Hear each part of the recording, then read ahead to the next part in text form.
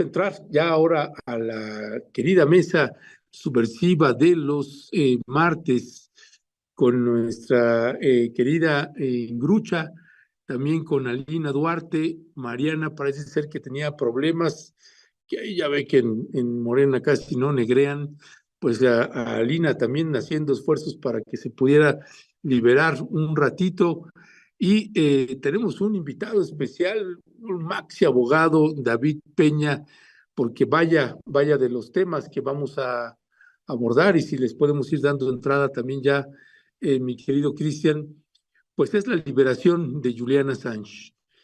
Y es una liberación, un logro, podríamos decir, histórico, un logro internacional, un logro mundial, porque esa es la dimensión que tiene un personaje como Julian Assange.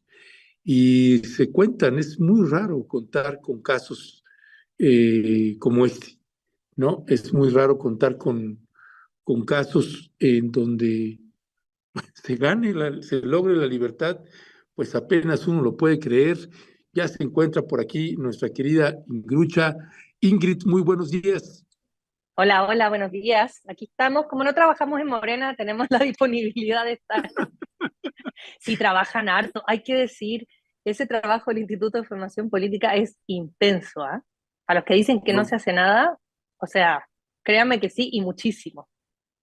no, la verdad es que sí, y ver a las compañeras, por ejemplo, que nos toca ver de cerca a Lina o a Mariana, pues es verdaderamente increíble e impresionante el trabajo que sí les toca. Además, fíjate que me decía Mariana, déjame para no errar el cargo, am, para no errar el cargo, Mariana tiene ya una nueva función, y ahora es la coordinadora de la Red Nacional de Círculo de Estudios, del Círculo de Estudios del Instituto Nacional de Formación Política.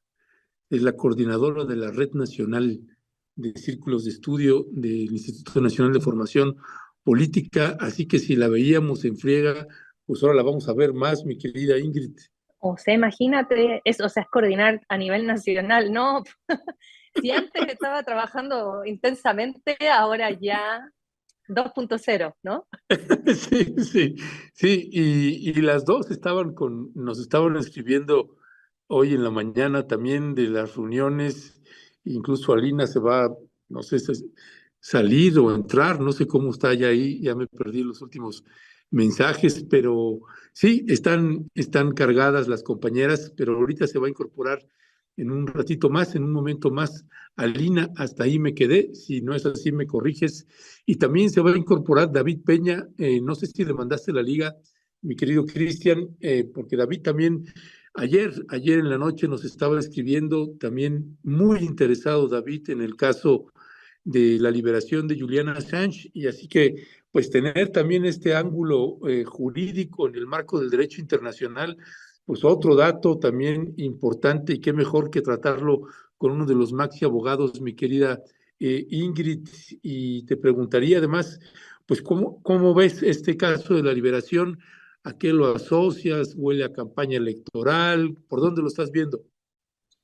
Mira, es difícil siempre saber cuáles son las intenciones oscuras de Estados Unidos, ¿ah? Porque lo que único que hay que pensar es que son intenciones oscuras, nunca son de buena gente. Yo creo que ese es como el primer criterio para evaluar cualquier acción de ese país, sobre todo acciones que tienen que ver con cuestiones que han sido tremendamente injustas, pero que representan muy bien, creo yo, de cuerpo completo, cómo es Estados Unidos, cómo se maneja, qué hace con los detractores y qué hace con aquellas narrativa que no le conviene, ¿no? Y es como esta falacia permanente del mundo occidental, de que nosotros somos como una especie de cuidadores aquí de la democracia, de la libertad de expresión, de la libertad de las libertades en general, y que los que reprimen son otros, son en China, en Rusia, en otras partes se reprime, cuando acá en realidad el doble estándar se puede ver muy patentemente en un caso como el de Julian Assange. Yo creo que este es el caso que nos permite dimensionar que Palestina es un genocidio también. Y cómo Estados Unidos inventa esta narrativa de que hay armas, de que hay esto, de que hay lo otro, para poder meterse a Irak sacar presidentes electos, destruir sociedades, destruir países completos, todo para buscar posiciones estratégicas militares y recursos naturales. O sea, ese es como el modus operandi, además de Estados Unidos. Es lo mismo que estamos viendo hoy en día en Palestina. Y esta voz de Julian Assange, tan necesaria en su momento porque nos permitió darnos cuenta de lo que estaba pasando, fue reprimida, fue perseguida, eh, fue coartada, fue silenciada por estos países occidentales. No solamente Estados Unidos, porque la confabulación fue con Europa también, con Gran Bretaña en este caso, Inglaterra. Y él se refugió en algún momento durante muchísimos años en la Embajada de Ecuador en Inglaterra, tengo entendido, Ernesto, ¿no? Si mal no recuerdo. Eh, donde él además fue A siempre ver, como... Ingrid, dame chance tantito. ¿Se cayó la transmisión? ¿Seguimos o no seguimos al aire? Ah, sí, checa, Me ok, voy a mirar en el gracias. YouTube. Sí, checa, ¿no? Porque fíjate que nosotros creo que con las... sí estamos al aire. Es que con las lluvias Ah, las se nos lluvias. cayeron las conexiones de los tres módems y Dice que la tenemos gente dice que sí, ¿ah? Dice que están bien, Ah, que se escucha. Paguen el internet. buenos días, Maxi. Buenos días, David. Buenos días, ¿cómo estamos? Hola, Bien, David. gracias. Bien, Hola, gracias. querida Ingrid, qué gusto. Igual, compartir mesa, por fin. Sí, Por fin un sí. crossover de lo que les hemos Un pedido al crossover. resto. Bueno, pues estamos ya, mi querido David, platicando un poco del caso de Julian Assange. Así que, Ingrid, adelante, perdón que te interrumpí. No, continúo simplemente diciendo que este pobre Julián Assange durante años metido en una embajada con la CIA, respirándole en la nuca, digamos, o sea, libertad nunca tuvo, fue, digamos, perseguido hasta el día de hoy. Y yo creo que la liberación tendríamos que buscarle alguna razón política beneficiosa para Estados Unidos. Me imagino que es porque hay elecciones y porque lo de Palestina está bastante impresentable. Ya no hay cómo taparlo, han hecho todo lo posible, pero ya es muy evidente. Pero no creo que responda a ninguna intención estadounidense de preservar la libertad, digamos, ni ninguna cosa democrática, porque sabemos cómo actúan y los que les molesta, bueno, lo eliminan, ¿no? Y solo pensar en Guantánamo y en tantas otras aberraciones. Así que lo dejo ahí para que escuchemos aquí el crossover con el Maxi Abogado. Así es, mi querida Ingrid. David, pues ahora sí que en el marco del derecho internacional, creo que aquí no aplicó nada de eso. Tengo la impresión que es simple y llanamente una negociación a saber qué condiciones le habrán puesto a Julian Assange para que no tuviera que pesar ya en ninguna otra cárcel, ni en Estados Unidos, ni en su propio país, y pudiera regresarse inmediatamente a Australia. Uno puede intuir que pues en uno de los acuerdos será no volver a hablar ni a meterse en las cosas en las que estaba metido. Puedo imaginar un poco de eso. ¿Cuál es tu lectura en términos políticos y en términos jurídicos del caso de Julian Assange?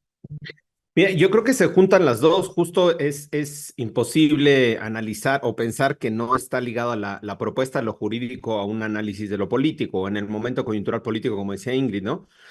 A mí lo que me parece, digamos, interesante en cuanto a al acuerdo que se le propuso a Julian Assange, que se conoce, o la parte del acuerdo que se conoce, es la forma en la que se cabildeó o la que se resolvió que solo fuera, que solo aceptara la responsabilidad de un delito de los 13 cargos que se le imputaban. Y a mí me parece importante, insisto, cuál es la perspectiva que tuvo en su momento, en este momento, el Departamento de Justicia de Estados Unidos para hacer esta propuesta de la Fiscalía para que Julian Assange aceptara solo el cargo de espionaje. Ese fue el único cargo que acepta. La salida jurídica que se le da es que si él acepta una de las responsabilidades que se le están imputando, lo que en México se conoce como procedimiento abreviado, si tú aceptas la responsabilidad de alguno de los delitos, se te dan beneficios, digamos, hay consideraciones legales sobre esa pena y sobre lo que implique ese delito en concreto. En este caso, bueno, en el caso mexicano, por ejemplo, te pueden dar un tercio de la pena de lo que implique la pena total del delito si tú aceptas la responsabilidad. Hay en otras modalidades, en el caso de Estados Unidos, lo que hicieron fue computarle los 5 años que llevaba preso en la cárcel de Inglaterra para como si fuera parte de la pena que tendría que haber cumplido en una cárcel estadounidense. Y lo que se hizo fue que se le toma en cuenta, digamos, esos 5 años por un delito que ameritaba 10 años, que es el de espionaje, y se hace el cambio, digamos, ahí. Como tú ya pasaste 5 años en una cárcel, que yo reconozco la prisión que tuviste ahí como parte, te la tomo en cuenta, digamos, es un poco complicado, pero te la tomo en cuenta para la pena que tú estás aceptando en el delito de espionaje.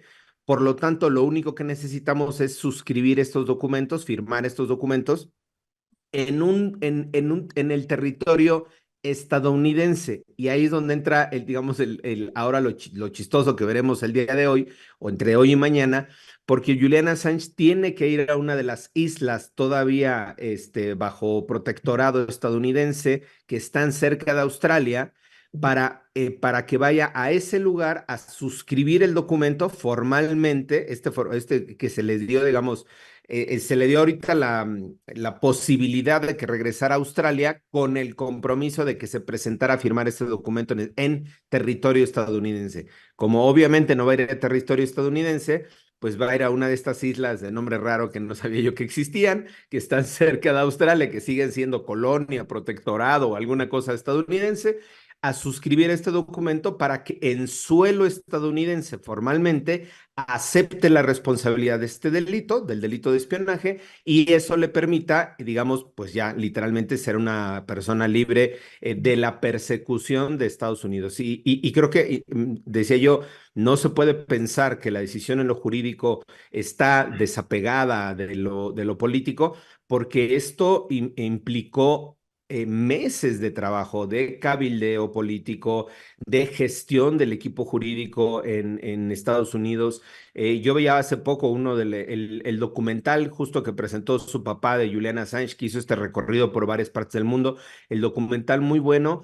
Y veía cómo cada vez que se avanzaba en Estados Unidos, digo, a partir de la información del documental, cada vez que se avanzaba en un acuerdo en Estados Unidos, se caía el acuerdo y se avanzaba y se caía el acuerdo. Y era muy frustrante para ellos, tanto la familia como el equipo jurídico, ver que no había la voluntad política, ahí sí, y por eso cruzo lo jurídico con lo político, la voluntad política para lograr este acuerdo. Este acuerdo que se logró, entiendo yo, hace un par de semanas, ahora se concretó, pero bueno, permitió esta forma rara que a todos, creo, la gran mayoría del mundo nos sorprendió lo que ocurrió ayer, pero bueno, al final se logró la liberación de Julian. Y ahí el punto clave, el boletín de Wikileaks me parece importante, ¿no? Que esto no hubiera sido posible si no se hubiera mantenido la presión, la campaña, la estrategia a nivel internacional justo para la liberación de Julian.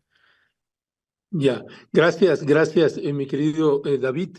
Ingrid, esta parte de qué dimensión darle a la liberación de Julian Assange, en dónde colocarlo y cómo colocar el caso de Julian Assange, que desde mi punto de vista, pues crea un precedente importantísimo y que además tiene que ver con asuntos de libertad de expresión. Hoy el presidente hacía una referencia sobre el tema. Eh, pero está el otro lado que pues uno puede tener una lectura desde este lado, pero pues a lo mejor, como decías hace un rato, pues sí, uno nunca sabe qué intereses hay detrás de los Estados Unidos. A mí me da la impresión que es una decisión política por el proceso electoral que se vive en Estados Unidos. Pasado mañana es el debate presidencial allá en los Estados Unidos y pues ha perdido muchos adeptos. Las corrientes de izquierda que apoyaban al Partido Demócrata pues están muy molestos con el caso Palestina. ¿Qué decía al respecto ahí, Ingrid? Sí, yo creo que esto hay que analizarlo, como bien decía David y como dices tú, ¿no? Hay que analizarlo a la luz de los procesos internos de Estados Unidos en este momento. Estamos muy cerca de una elección que probablemente el resultado, lamentablemente, va a ser que gane Donald Trump, es lo más seguro. porque también la administración de Biden ha ido en caída libre desde hace ya un tiempo, no solamente por el tema Palestina, de antes venía mal. Y venía mal por la crisis interna económica, venía mal por el manejo de la pandemia, venía mal por haberse metido en la guerra de Ucrania y con ello haber incrementado el aumento de los alimentos, la inflación, etcétera, etcétera.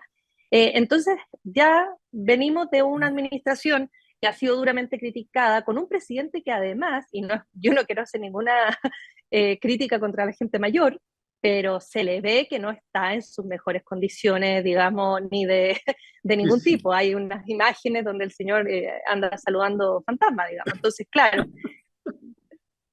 no sé si han visto los memes, pero le ponen ahí como uno, como que saludar a alguien, ¿no? Y le ponen como unos Sí. conejos. Bueno, No, están todos esos. es que sí son imágenes dramáticas. Oye, y Cristian, ¿puedes checar? Porque por ahí vi un mensaje de Alina, creo que ya se va a Ya va a conectar. llegar a Ajá, Assange a llorar, le ajá. dijimos que venía a llorar, Sí. de emoción, de emoción. Entonces, claro, Estados Unidos es un caso ahí de análisis, ¿no? Del desmoronamiento interno que han tenido.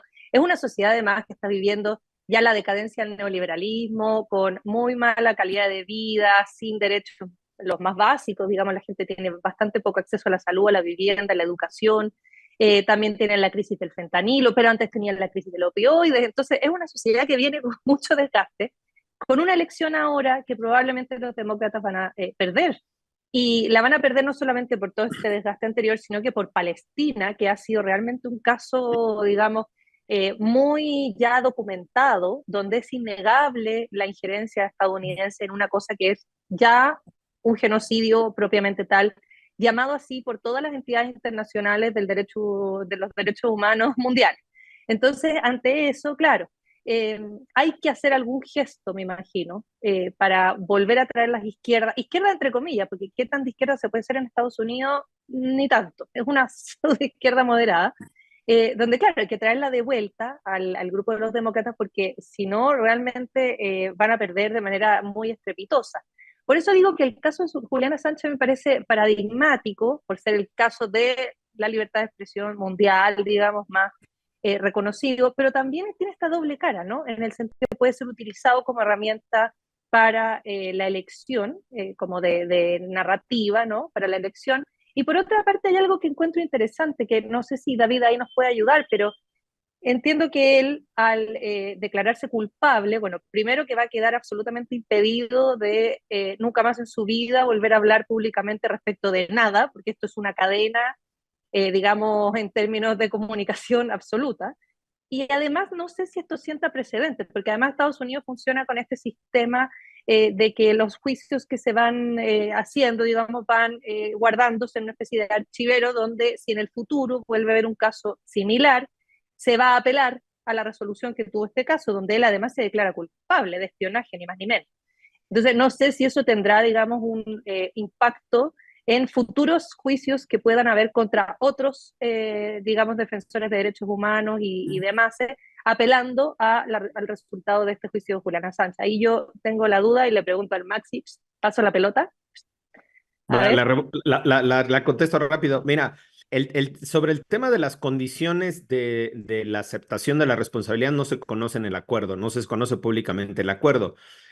Yo supongo, igual que tú, mi querida Ingrid, que una parte del acuerdo es no vuelvas a hablar del tema, de estos temas, pero ahí lo interesante es que no sé, en los términos que yo conozco de cómo se pueden plantear los acuerdos, este tipo de acuerdos, no se extrapolan hacia tu actividad futura, sino que se relacionan con lo que ya hiciste, es decir, con la aceptación de tu responsabilidad. Yo pensaría que el acuerdo es, no puedes hablar, no puedes referirte a todo el conjunto de documentos que salieron en el 2010.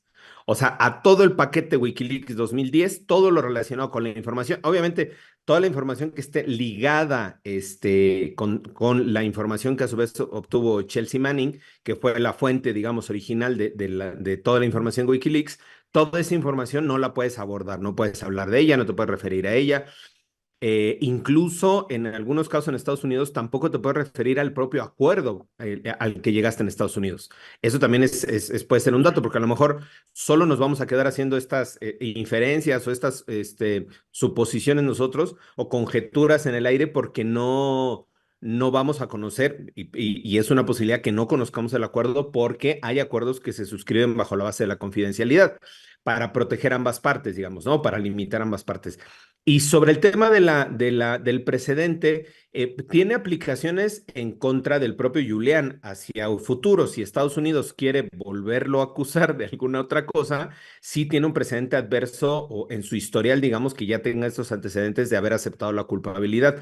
No se aplica como precedente para otros casos futuros, porque si hubiera llegado a una sentencia y la sentencia hubiera sido confirmada, ratificada, ahí sí se puede considerar esa sentencia como un precedente para otro tipo de casos en materia de libertad de expresión. Como este caso fue un acuerdo con la fiscalía, no se convierte en precedente para otros casos similares, ¿no? Porque solo se aplica al caso concreto. La diferencia o el riesgo también hubiera podido ser que si se llevara a sentencia, sí se podía haber convertido en un precedente de libertad de expresión, de restricción, digamos, de libertad de expresión en Estados Unidos.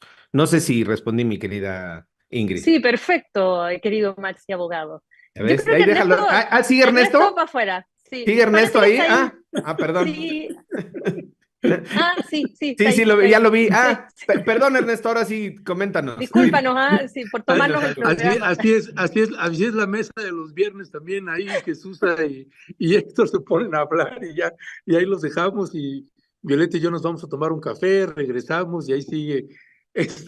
Oye, pero esta parte de lo legal, David, esto también que sobre lo que te preguntaba también nuestra querida Ingrucha, también estaba leyendo ahorita que todavía Julián tiene que ir a un tribunal, es decir, no sé si todavía va a seguir algún tipo de juicio desde Australia. Leía que va a estar, me pareció ver a nuestra querida María Guzmán decir que tendrá que ir a un tribunal, a un no sé qué isla allá en Australia y tendrá que seguir un juicio ahí. ¿Sabes tú algo al respecto? Sí, era lo que comentaba hace rato. Ya ves cómo no pones atención, compadre. A ver, decía yo que Es el lo de la isla, yo sí es lo escuché. de la isla, claro, es lo de la Ernesto, isla. no escuchaste. Sí, gracias, Ingrid. No. De Ay, nada. a ver, mi querido Ernesto, decía yo que para que el acuerdo con Estados Unidos, con el Departamento de Justicia, surtiera efecto, se tiene que firmar en suelo estadounidense. Eso es lo que se tiene que hacer. Entonces él tiene que ir a una isla, cuyo nombre no recuerdo, que tampoco sabía que existía, decía yo, una isla cercana a Australia, que es todavía colonia estadounidense o protectorado o alguna cosa así, para que en esa isla de suelo estadounidense vaya a un tribunal, al tribunal de esa isla, a suscribir el convenio, el acuerdo frente a una autoridad judicial estadounidense.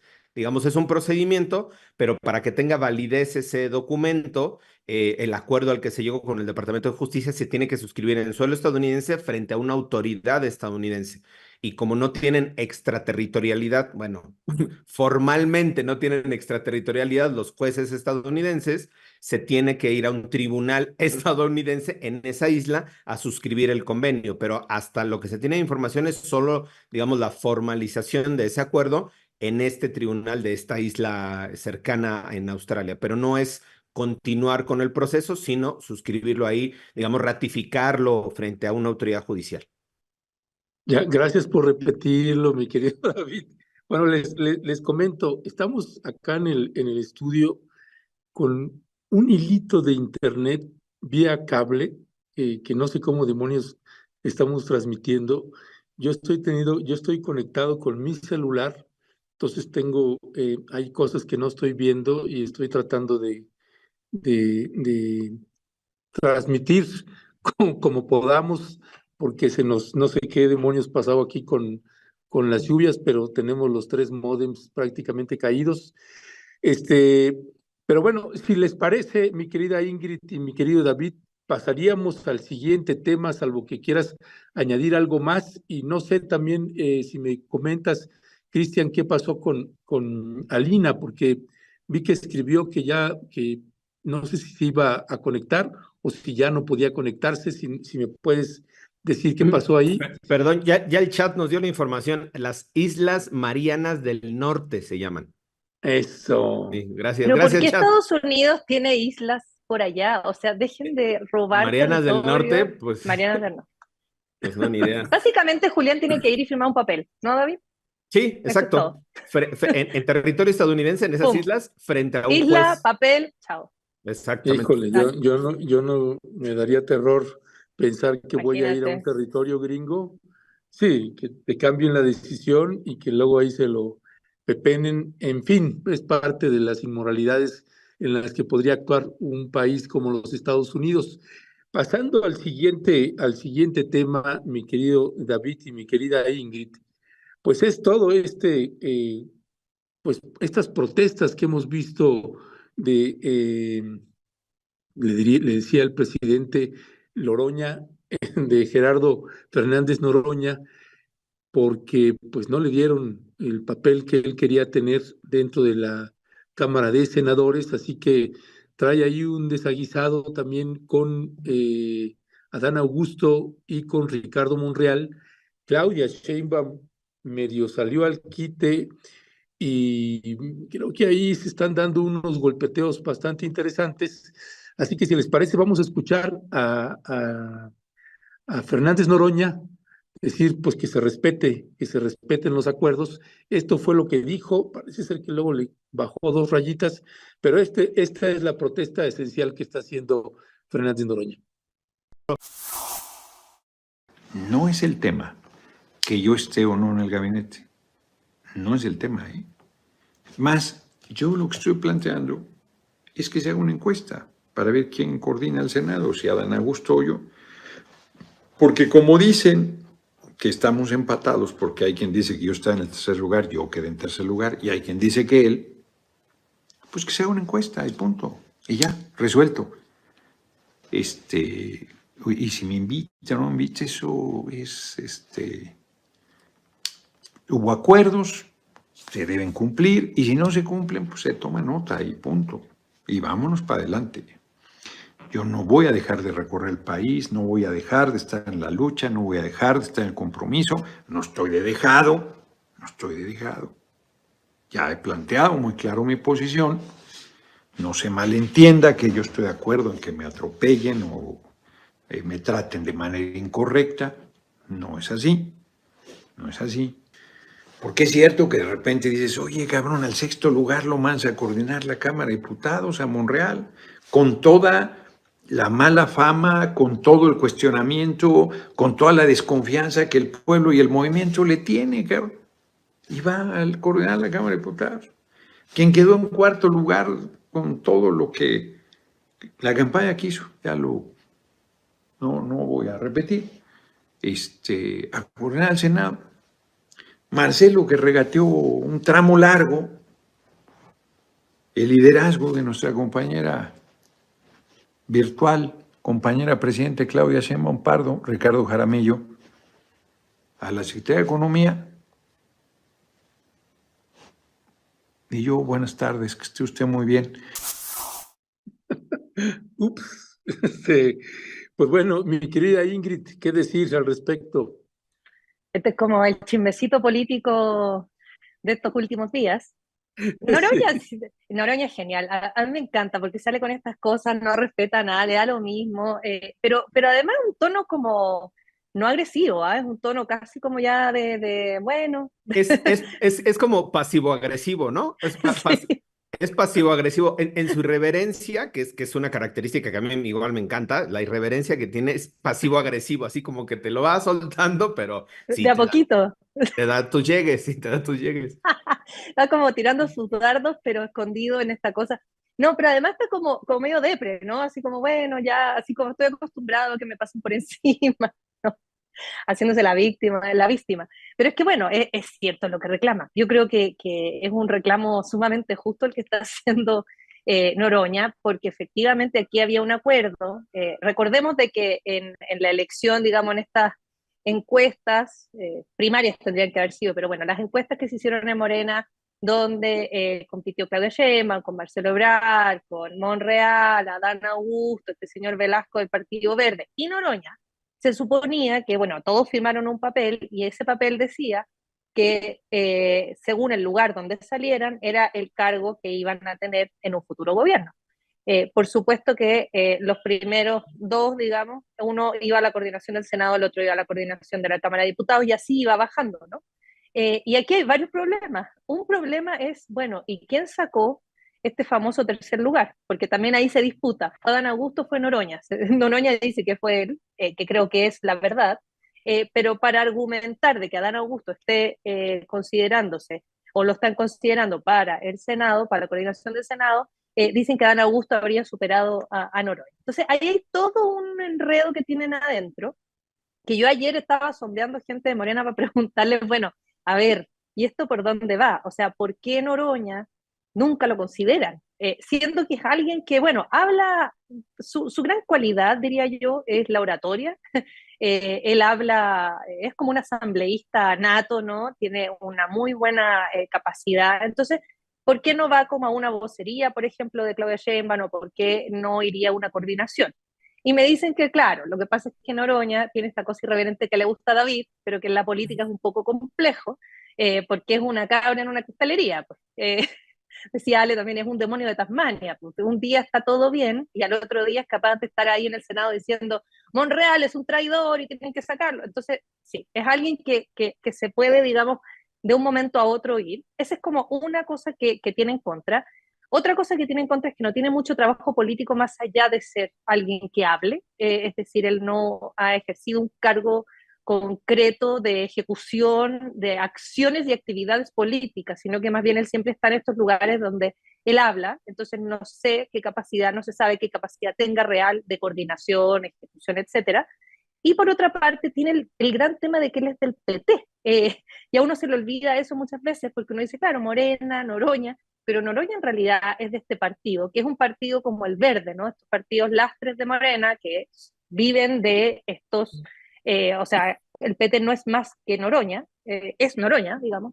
Sin él, el PT casi que desaparecería, pero que, claro, para efectos de Morena no es lo mismo Adán Augusto, que por ejemplo está dentro de Morena como parte del partido, que Noroña, que está fuera, entre comillas, ¿no? Y me decían, bueno, lo más simple es que él se afiliara a Morena. Eso como era la respuesta de la gente de Morena que yo pregunté. Y claro, se ve que por supuesto que hay una cosa injusta y lo que uno debiera evaluar aquí también tiene que ver con que Monreal, que es un, como dicen acá en el chat, un delincuentazo, ¿no? Es una persona sumamente turbia, oscura, digamos, mafiosa, que además le ha jugado en contra de Morena muchas veces, a Monreal se lo está considerando para la coordinación de la Cámara de Diputados. Y uno dice, bueno, uno, qué peligro, porque vaya a saber uno si él se va a alinear cuando se tenga que alinear. Dos, es un traidorcete, o sea, ¿por qué él va a ser considerado, contemplado con más privilegios, digamos, que Noroña, que ha sido una persona sumamente leal, que ha estado ahí al pie del cañón, que no se ha salido ni ha hecho estas cuestiones mafiosas? O sea, ahí hay algo que no cuaja, ¿no? Que no encaja. Y Adán Augusto, por su parte, también, o sea, ¿por qué preferir a Adán Augusto por sobre Noroña? Adán Augusto, que también tiene su propia agenda, que también vaya a saber uno si se va a alinear en el futuro o no. Entonces, claro, son situaciones extrañas. Ayer Claudia Sheinbaum habló respecto a Noroña, alguien le preguntó cuando estaba presentando los diálogos por la transformación, y ella se refirió efectivamente a lo del PT, habló del PT. Es que, bueno, Noroña pertenece al PT, o sea, la tiró ahí, y dijo que él, por supuesto, era considerado de TC y que todavía estaban en discusión estos casos. Así que más o menos ese es el resumen del chismecito de estos días, Ernesto. Gracias, gracias, Ingrid. Bueno, alguien por ahí ponía, como no puedo ver los chats, nada más es lo que me va apareciendo así de momento. Por cierto, mi querida Claudia y Nora, no puedo filtrar porque no ando con el celular. Pero alguien dice, en lugar de no mentir, no robar, no traicionar, alguien decía, no Adán, no Ebrard, no Monreal, no, ya ves la raza que no deja pasar una. Eh, pero bueno, está esto que dijo Claudia Sheinbaum, que vamos a escucharla directamente, mi querido David. Y además, otro punto que ayer escuchaba a Noroña, pues que tampoco es del PT, o sea, en realidad no pertenece a ningún partido, pero el PT, ha sido su diputado o senador bajo las siglas del PT, pero en realidad no pertenece a ningún partido político. Y la afirmación que hace él, que además yo la comparto, es que dice, yo soy del movimiento, este, y lo he demostrado, ¿no? Y creo que si se hiciera lo que él plantea, una encuesta, pues yo creo que fácilmente se estaría llevando a Monreal y a Dan Augusto. Pero bueno, vamos a escuchar ahí a Claudia Sheinbaum y a ver qué piensas, David. Con quien se encarga este proceso. A ver, Gerardo Fernández Noroña es un compañero de primerísima. Aparte de el cariño como compañero de lucha, pues tenemos un cariño personal porque él fue muy cercano le decíamos la chata, a María Fernanda Campa, hija de Valentín Campa, que yo conocí desde muy pequeña, porque ella era esposa de Raúl Álvarez Garín, eran muy amigos de mi madre. Entonces, hasta tenemos en común personas que nos formaron en algún momento de nuestra vida, o que había cercanía. Entonces, Gerardo va a seguir jugando un papel muy importante en el movimiento de concientización, de formación. La gente quiere muchísimo a Gerardo. Y ya voy a platicar con él en su momento. Recuerden que él entró también a la encuesta por el PT. O sea, entramos Marcelo, todos somos parte del mismo movimiento, ¿no? Pero digamos, formalmente entraron Marcelo, Adán Augusto, Monreal y su servidora como parte de Morena. Entró Manuel Velasco por el Verde y Gerardo, que no es militante del PT, hay que decirlo, pero que ha sido diputado del PT, entró formalmente como, digamos, la propuesta del PT. Pero es un compañero del movimiento de primera y no tiene por qué haber ni de nuestra militancia, ni de el propio Gerardo, ni nada. Él es parte pues del movimiento y de manera muy importante. Y siempre nuestro respeto y reconocimiento. Gracias. Pues de primerísima, pero quedó en el ultimísima, mi querido David. Sí, mira, yo creo que el tema, ahí voy a diferir un poco con mi querida Ingrid, aunque estoy invitado en su mesa, no vayan a expulsar, ¿verdad? Esta mesa, es la primera vez que me invitan y ya me pongo así. A ver, yo creo que primero la importancia que tiene Fernando Noroña, sí como un personaje, es un personaje político. Es un actor político, desde luego, pero es un personaje político. Ahora en el chat nos recordaban no solo su congruencia, digamos, desde la izquierda crítica, cuando enfrentó a García Luna, cuando lo señalaba de asesino, no sé cuál, hace 12, 14 años, sino la consistencia que ha tenido Fernando Noroña a lo largo de, cuando menos estos 8 años, digamos, desde el movimiento, desde que estaba el movimiento para la presidencia de la República con López Obrador. Ha sido un personaje, insisto, congruente, consistente. Nos puede o no gustar las formas, y creo que ahí hay una variación, ¿no? A mí me parecen algunas de sus formas, yo digo que a veces también se excede, pero a mí me gusta, digamos, por la irreverencia, cuando construye todos estos apodos y las referencias que hace a los paniaguados y no sé qué. Estas cosas a lo mejor al principio suenan chocantes, ¿no? Pero ayudan al discurso porque del otro lado de la derecha sí se suben a descalificar con, ustedes son los traidores, ustedes son los corruptos, ustedes son los no sé cuál, y se necesita del otro lado, digamos, del lado de la coalición, del lado de Morena, PT, Verde, gente con esta capacidad de debate, con esta capacidad de construcción en la oratoria para enfrentar esos ataques. Y yo digo, muchos de los momentos picos que se tuvieron a lo largo de la campaña de Claudia Sheinbaum fueron a partir o con base en discursos de Noroña. Yo recuerdo que se hicieron virales estos enfrentamientos que se tenía con Guadalupe Acosta Naranjo en el Instituto Nacional Electoral, un ex compañero de él, ¿no? Del PRD, a lo largo de muchos años de la izquierda, y que la forma en la que defendía los argumentos, me parece que era ahí una posición formal, institucional, muy aguerrida, que sí abonaba también a la construcción del discurso del movimiento. Y el otro punto, creo, el PT sí, coincido con Ingrid, que está colgado, ¿no? Estuvo colgado del PRD durante décadas y ahora está colgado de Morena, pero yo sí considero igual que o sea, tiene una construcción, una presencia el PT de base que hoy le alcanzó al 6% de la votación nacional, sí coligado con Morena, pero es un partido que se ha logrado mantener, salvo en el 2018, que creo que casi perdí el registro, 2021 no recuerdo, bueno, en uno de estos periodos casi perdí el 18. registro, ¿no? Pero logró salvar el registro y ahora es un partido que se coloca con un 6% a nivel nacional, digamos, en términos de la votación nacional. Tiene hoy una alcaldía siglada por el PT, Xochimilco es siglado por el PT, Circe Camacho será alcaldesa del PT, la primera alcaldía del PT en la Ciudad de México por esta coalición, y así lograron obtener varias diputaciones y tal.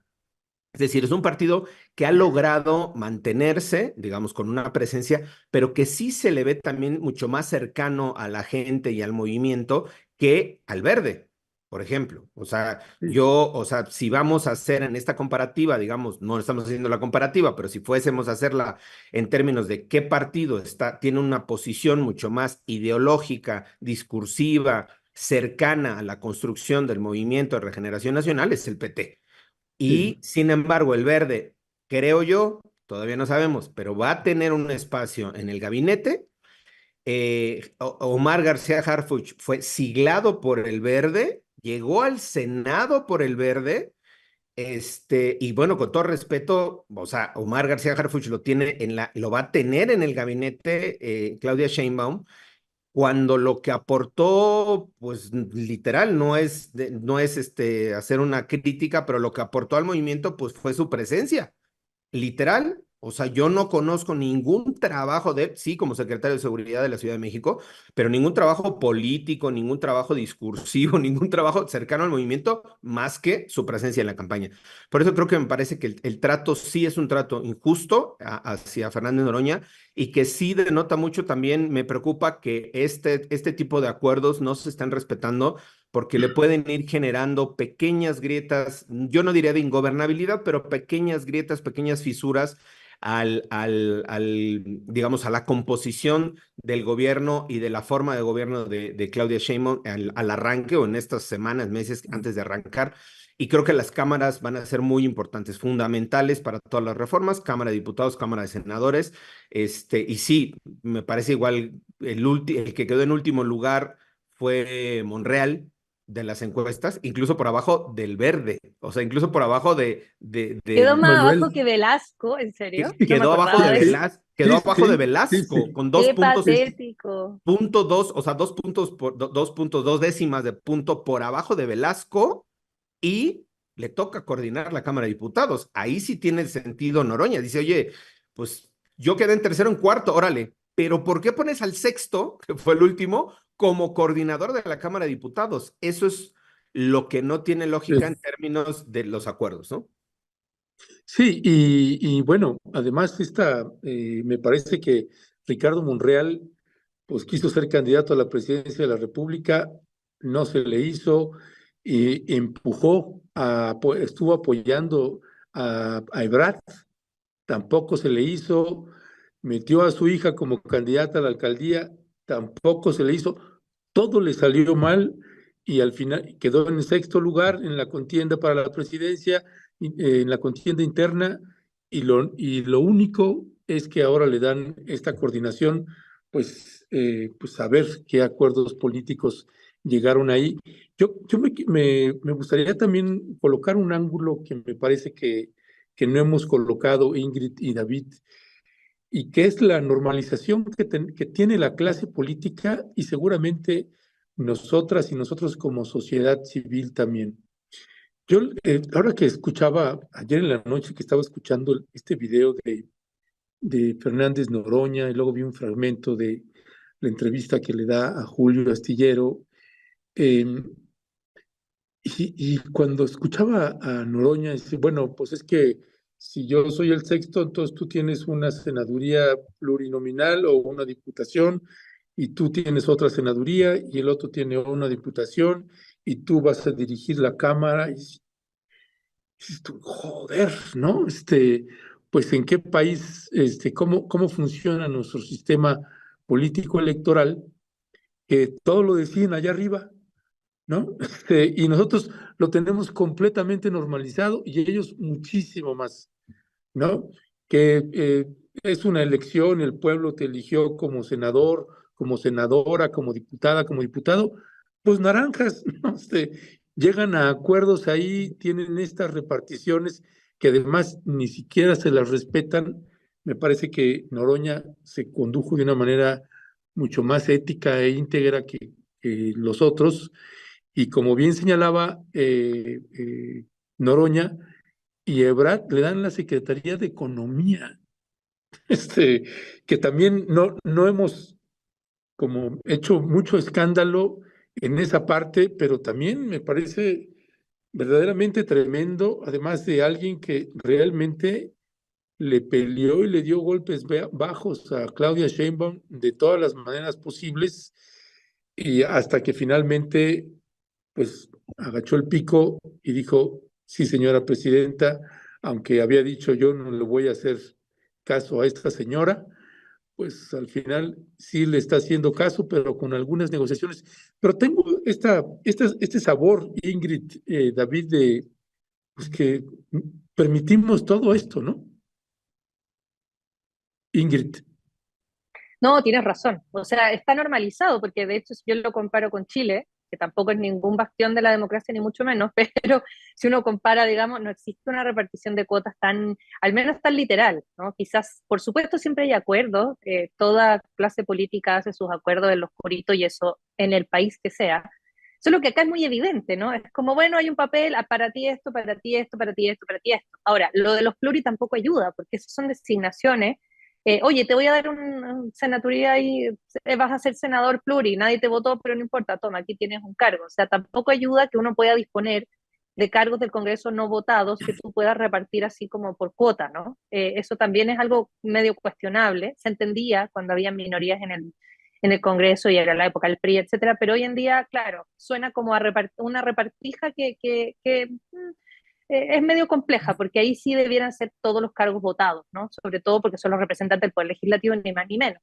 Y en este caso, no estamos tan lejos, David. Lo que pasa es que yo estaba poniendo los argumentos de Morena, de por qué me explicaron ellos, digamos, de por qué no se considera tanto a Noroña, porque a mí siempre me ha llamado mucho la atención, de que siento que a él siempre lo dejan atrás, no solamente ahora, sino Sí, que sí. en general.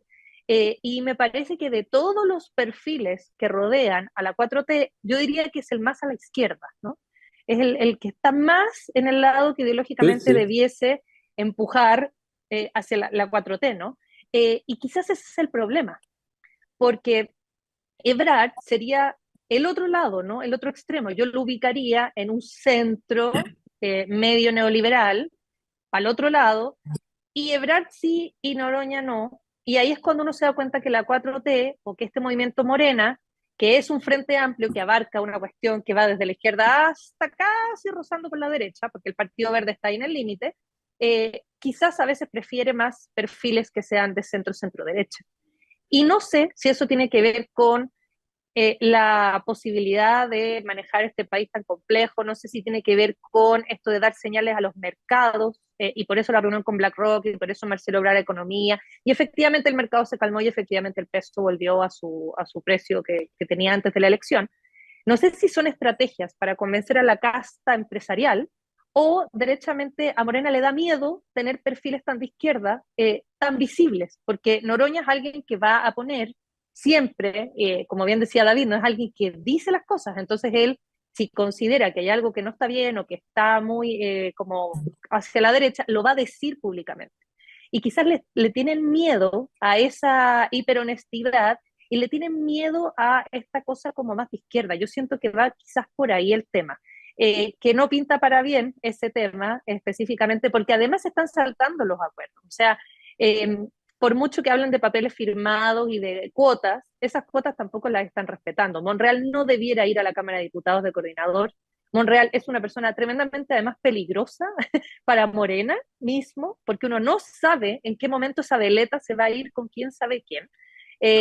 O sea, recordemos que aquí en la Cuauhtémoc no solamente, bueno, perdió ahora a su hija, sino que ayudó a que ganara Sandra Cuevas antes de esto. O sea, él reventó la elección de la Ciudad de México en muchos lugares y además le van a dar un premio. Entonces no tiene para mí ningún sentido más que sean muy pragmáticos y que estén considerando que como Monreal tiene experiencia, digamos, en la coordinación de las cámaras, entonces, bueno, es ideal porque él tiene experiencia y se maneja bien y conoce a todos los diputados. Está bien, pero también la ideología dónde queda, ¿no? Yo creo que esa es la pregunta para terminar mi intervención, es la ideología dónde quedó.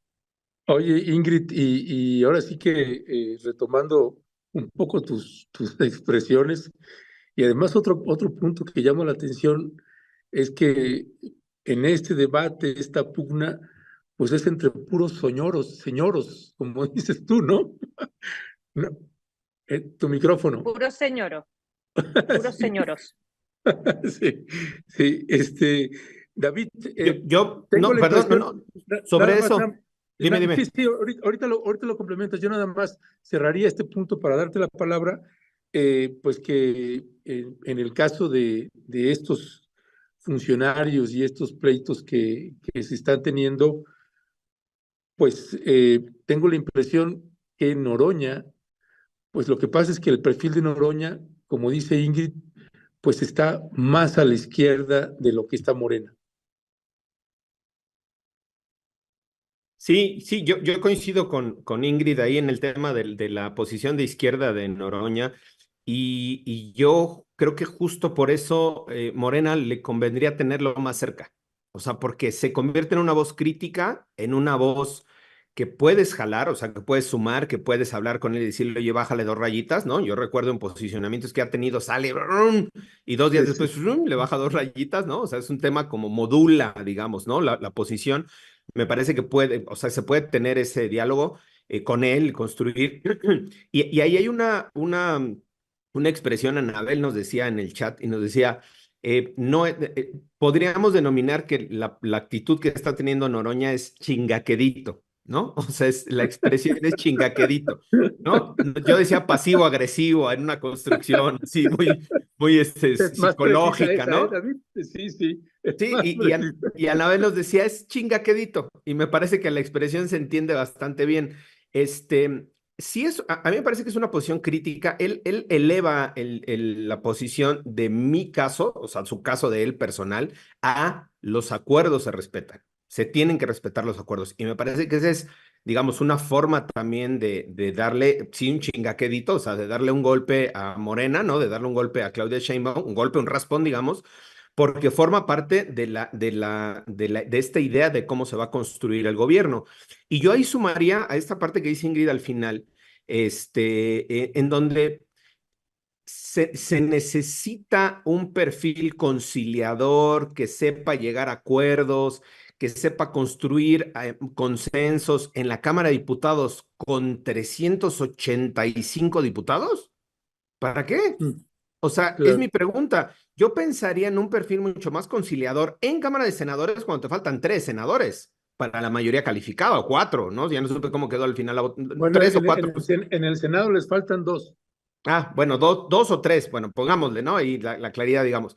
Ahí sí me parece que necesitas, ahí sí puede ser entendible un perfil mucho más, digamos, fino en cuanto a la construcción de acuerdos, de apalabrar, de esta vieja clase política. Va a regresar tu amigo, tu tío, Manlio Fabio Beltrones, mi querido Ernesto, ¿no? A la Cámara de Senadores.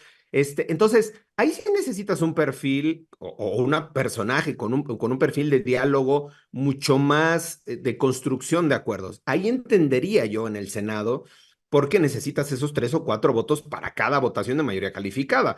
Y a veces los conseguirás con el PRI, y a veces los conseguirás con MC, y a veces los conseguirás, no, vas a estar ahí en la pepena, digamos, de cómo consigues esos 2 o 3 votos que te hagan falta para la mayoría calificada.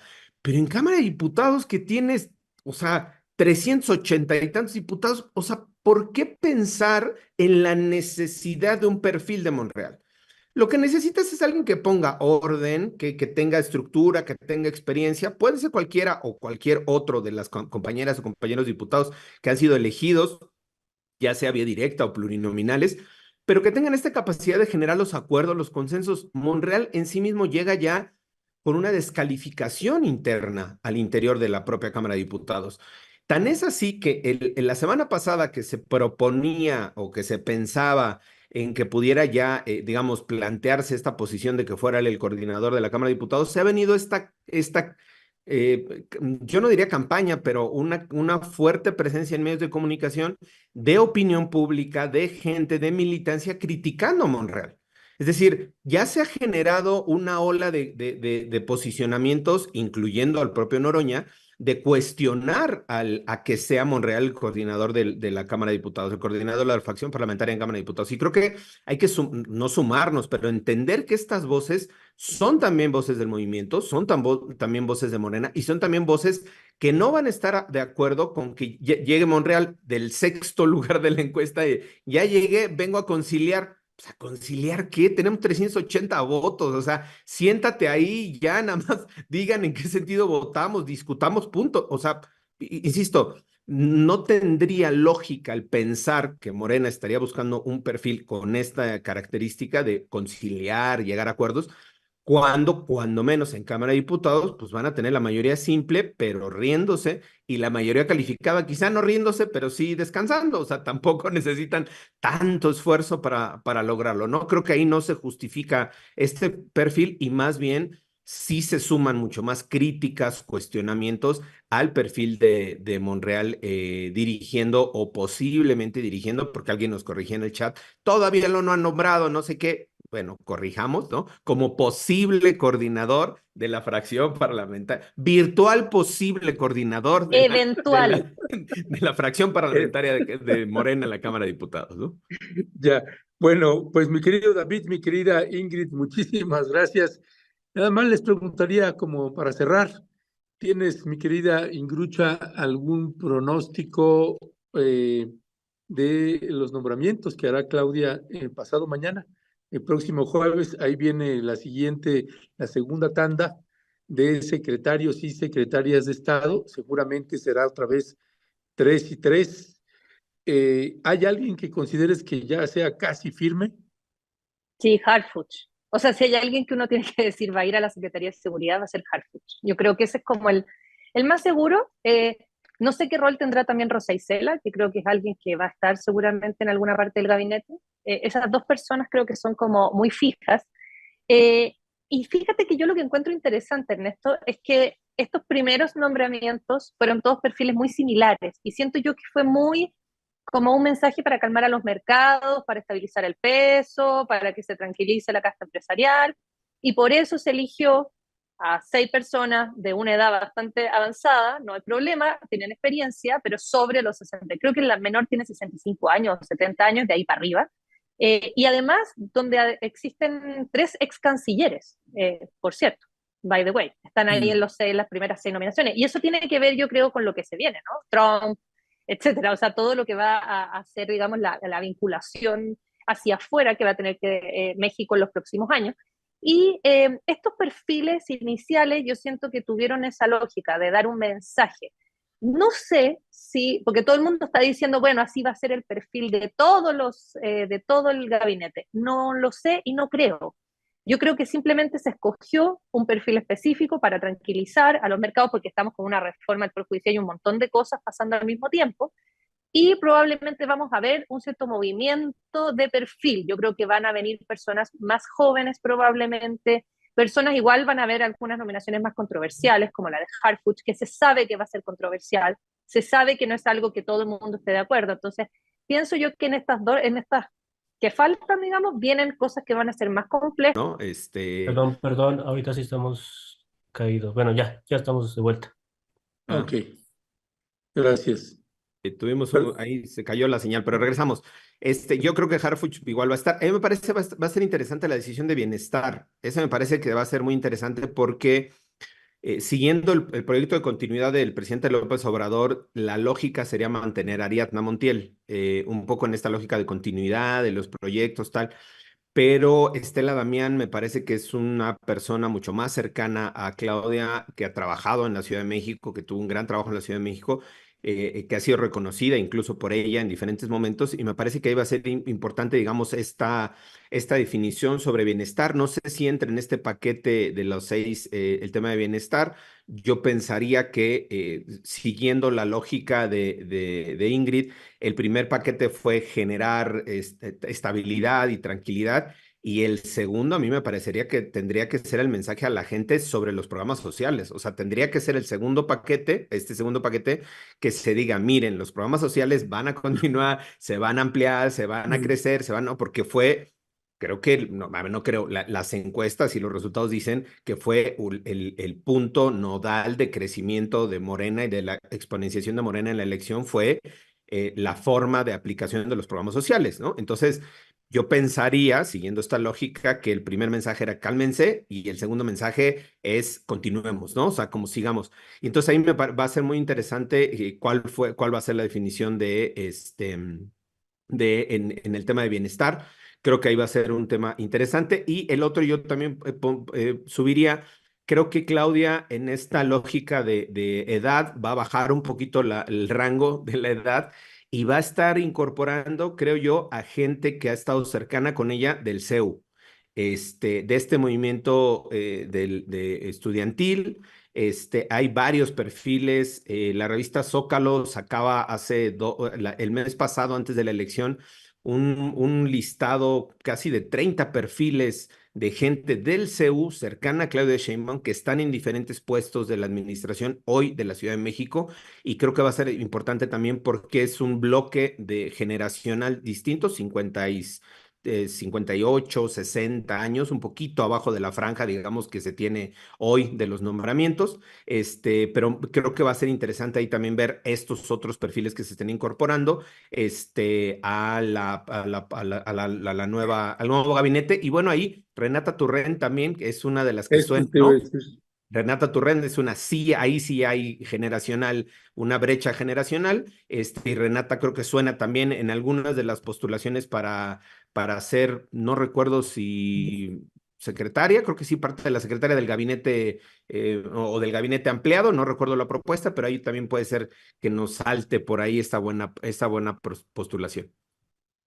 Sí, de hecho, se he escuchado por ahí en Bienestar y se le ha escuchado como una posible secretaria o subsecretaria.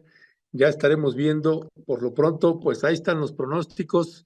Mi querida Ingrucha, mi querido David, muchas gracias. Les mando un fuerte abrazo y ahí seguimos al habla.